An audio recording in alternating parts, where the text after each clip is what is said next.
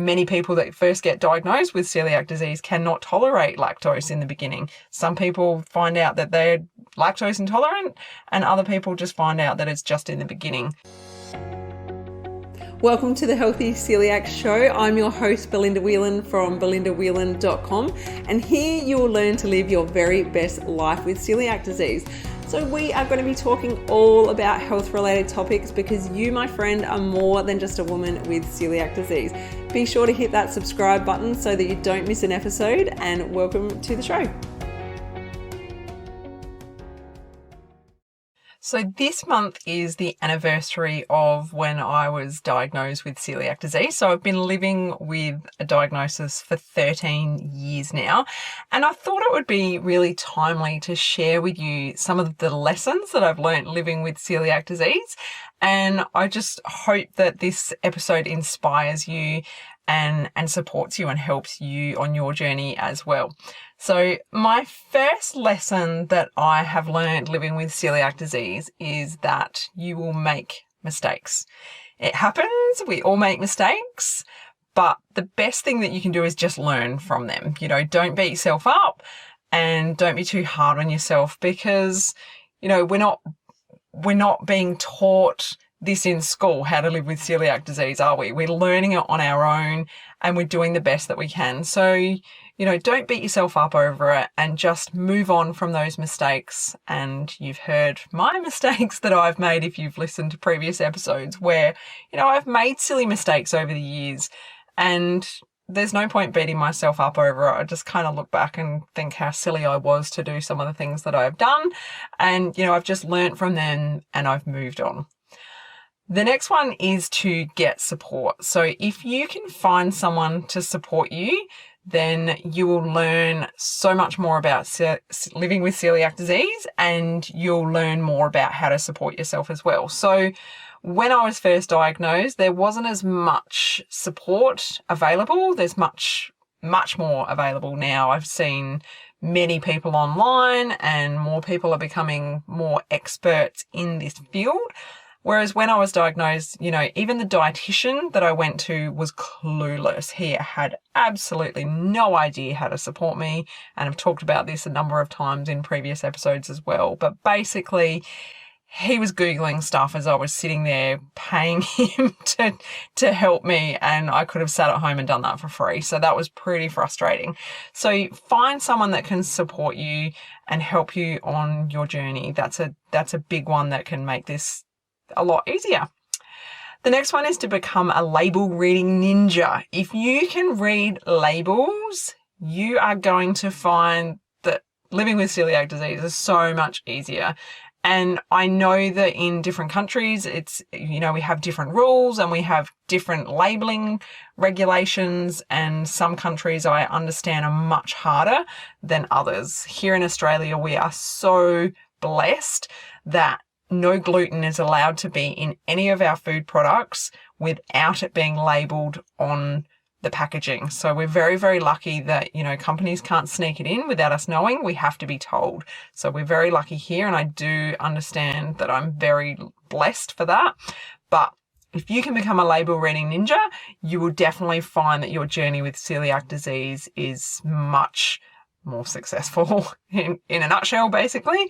So definitely learn how to read a label, make sure you know what you're looking for, and do it every time you shop, every time you're with friends and sharing food. Always read labels. That's one of the biggest things that I've learned. Don't just trust that someone's done the work for you. You need to read that label yourself and be confident in what you're eating. That's a big one that I've learned. All right, the next one is to teach your family and friends about celiac disease so that they can support you. So even when I say teach them about celiac disease, tell them why you have to eat gluten-free. Make them understand, because we do get the narky comments and we do get the people thinking it's just a bit of a joke, and some people are just rude and some people don't get it.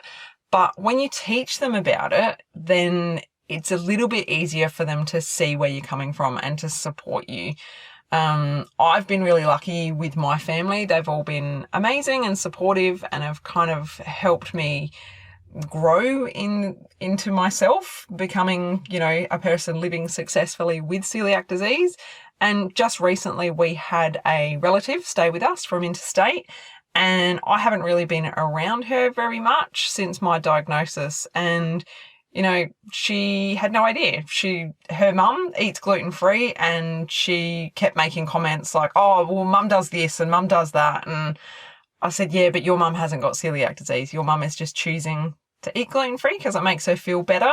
Whereas, if I eat gluten accidentally, or, you cross-contaminate me because you're putting your knife into my Vegemite, then you're making my body very sick, because my body will attack itself. I won't just feel, a little bit bloated and a little bit uncomfortable. It will actually, attack my body will attack itself. So I had to teach her about it so that she got it a little bit more, because at first I don't think she took it very seriously. So yeah, it was interesting that I haven't had to do that for such a long time. And I went back to, square one, and I was teaching someone again about why, you can't do this in my house and that type of thing. So yeah, very important to teach those people in our lives about celiac disease and gluten-free, so that they can be supportive and be there to help us. Big one. All right, the next one is to improve your overall health. So I learned this very, very, very early on. Luckily, I was already on a health journey. I was already involved in a company that basically was a health company, I guess that's the easiest way of putting it. And I was already learning about health, and I was already on this journey of learning how to look after my body better and that type of thing. And it wasn't until I got celiac disease that it inspired me to become a health coach and to be able to help other people. But not only that, it definitely made me more aware that just eating gluten-free was not enough. I had to focus on other areas of my body to be able to be healthier and have more energy, because there's so much that changes when we change our diet to be on gluten-free. So, learning how to look after your health and your mindset and, exercise and all of these things, they make up a massive whole. They don't just make they don't just make it easy on us when we get diagnosed with celiac disease. They basically go, yep, you need to eat gluten-free, and send you on your merry way. And for me, that wasn't enough. I had to take my diagnosis by the reins, and I had to move forward with my health rather than feeling woe is me. I had to go on a healing journey. I had to, learn what nourished my body. I had to learn how to heal my gut and what was making me feel sick still. I've talked about this in the past as well, that lactose was causing me issues. And many people that first get diagnosed with celiac disease cannot tolerate lactose in the beginning. Some people find out that they're lactose intolerant, and other people just find out that it's just in the beginning that they can't have it. So there's all these things that we need to learn along the way. Now, the next one is, just when you think you've got things under control, a new curveball might be sent your way. So just as I was talking about then with the lactose intolerance, that happened to me. Oh God, I keep forgetting when I found this out, because it's a little bit confusing. So when my third child was born, we found out she had cow milk protein intolerance. So I couldn't have any dairy whatsoever. So I completely went off dairy, and that was a little bit of a blessing. And the reason was because the proteins from me consuming dairy were being passed through to her in my breast milk and making her incredibly sick. So I stopped having dairy. And then when I went to have a colonoscopy, my gastroenterologist told me that I actually had lactose intolerance as well. So that was another curveball that was thrown my way that I've had to learn how to deal with as well. So, I felt like I was doing so well with my celiac disease and eating gluten-free and focusing on my health. And then my diet had to completely change again. So I have to eat lactose-free now. And, I find that it's a little bit more challenging to find lactose-free and gluten-free food, so things aren't always cruising along for us. We get curveballs, and that's basically what happened to me. But, we learn to live with these things. We've got to focus on the positives and do the best that we can for ourselves. The next one is anxiety around food is real. I've never been an anxious person around food. Growing up, it was just, eat food, enjoy it, life's great. And then, celiac disease diagnosis comes my way and I could never, ever eat out again without feeling a little bit anxious or, stressing that someone's putting their gluten-filled knife into my Vegemite. These things it doesn't go away. It doesn't go away. It gets easier. You learn to live with the anxiety, and it's just one of those things that the more you know and the more you look after yourself, the lower the anxiety is, I guess. So initially, when I first started eating out in restaurants and cafes, it almost made me sick just thinking about if I accidentally got gluten. But once I learned the questions to ask and what to look for when I was eating out and to make sure that, these processes were happening for me, the anxiety lessened a lot. But I'm not going to lie, the anxiety around food is still there. It's just not as heightened as what it was in the early days, if that makes sense. And the last thing is it gets easier.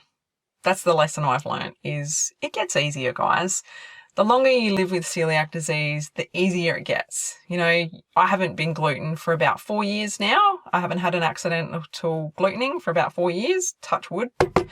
But, in the early days, it happened quite regularly. And it was because I didn't know what to look for. And I wasn't asking the right questions when I was eating out and things like that. So it gets easier. You start to feel better. You might have a curveball thrown your way, but it does get easier.